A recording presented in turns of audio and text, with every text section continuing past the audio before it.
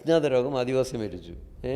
അട്ടപ്പാടിയിൽ 3 മരണം അജ്ഞാത. പട്ടിണി കിടന്നാണ് മരിക്കുന്നത് നമുക്കറിയാം. അല്ലെങ്കിൽ മന്ത്രി കുട്ടപ്പനൊക്കെ അന്ന് മലിനജലം കുടിച്ചു. ഇതിന് അജ്ഞാത മരണം എന്നാണ് പറയുന്നത്. ആദിവാസി ഗ്രാമീണ മേഖലയിൽ മരിച്ചു കഴിഞ്ഞാൽ അത് അജ്ഞാതം. അപ്പോൾ തികച്ചും അലീനായ ഒരു ലോകത്തിലേക്കാണ് കുട്ടി 1ാം ക്ലാസ്സിൽ വരുന്നത്. അവിടെ നിന്ന് തുടങ്ങുന്നതാണ് ഇവൻ്റെ ഭാഷാപരവും മറ്റൊക്കെയുള്ള അന്യവൽക്കരണം. മനസ്സിലായില്ലേ? ഇത് ഈ പ്രോബ്ലം പരിഹരിക്കാൻ സർക്കാർ 10 പൈസ മുടക്കാറില്ല.